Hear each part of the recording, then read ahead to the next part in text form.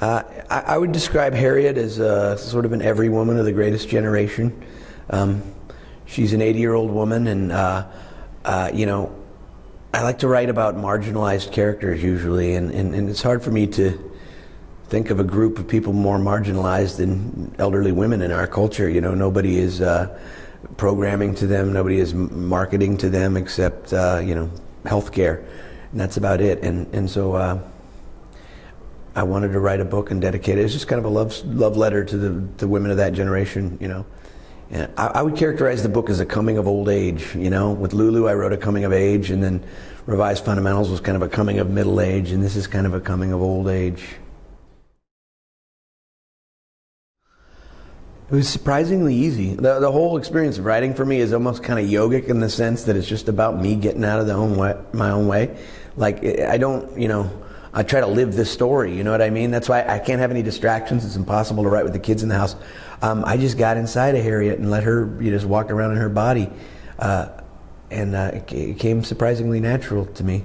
I guess I have a lot of experience of women of that age, and you know, in my life. I lived in a senior citizen motorhome park. I was my grandmother's caregiver when I was like 18 years old, and I was the only guy in the entire motor court under, you know, 65. And so I was taking community college classes, and I'd come home to this community of, and you know, a lot of them were, you know, widowed women. So I had a lot of experience with that.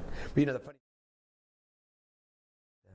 the funny thing about this book is the rough draft was just a mess.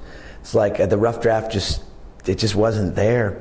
And I had this aha moment with Harriet. I was trying to get at her character from the outside in, and I was using this tiny aperture. And of course, Harriet's life had grown very small. The whole book was like Harriet steeping her tea and looking out the window kind of thing. And then I had this aha moment that I needed to just frustrate the linearity of it and really get at her from the inside out. And the book just came to life. I had so much fun, more fun writing this book than I've ever had.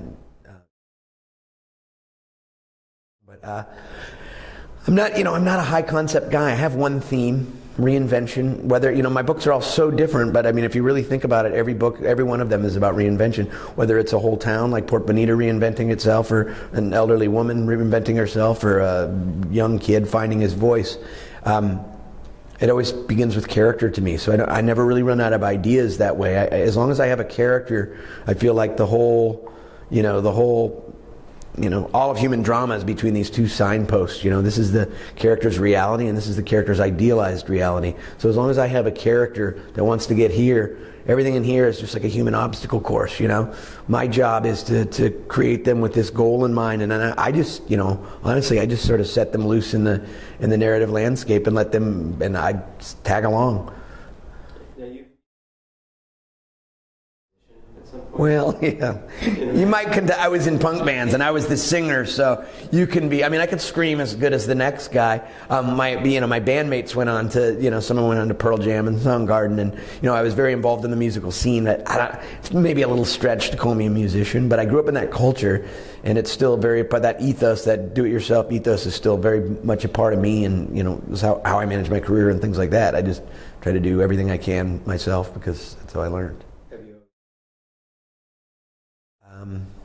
Well, you know, I wrote 8 unpublished books before Lulu in 2008, and I think I wrote my first novel when I was 18, and it was terrible. I buried it. I mean, by the time it was over, the fourth wall just completely disappeared, and it was a novel about an 18-year-old kid trying to write his first novel. But I finished it.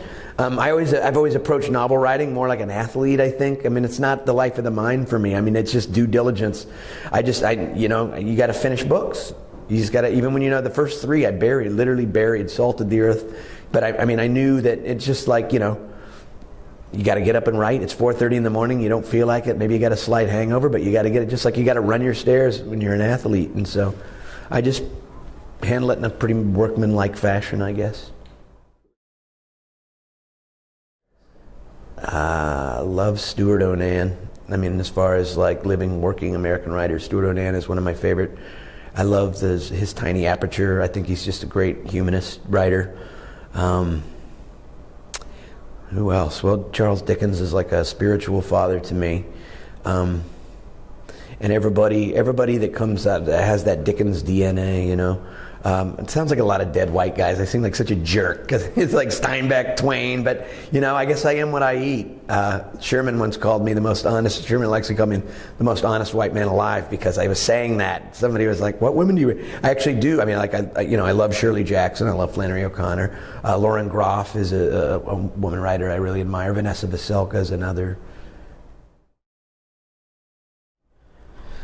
I'd say Charles Dickens, but I'd actually be afraid to meet him because from all reports he was just a jerk, you know what I mean? And I think that would be hard, you know, sometimes it's hard to meet but I guess, yeah, let's still go with Dickens.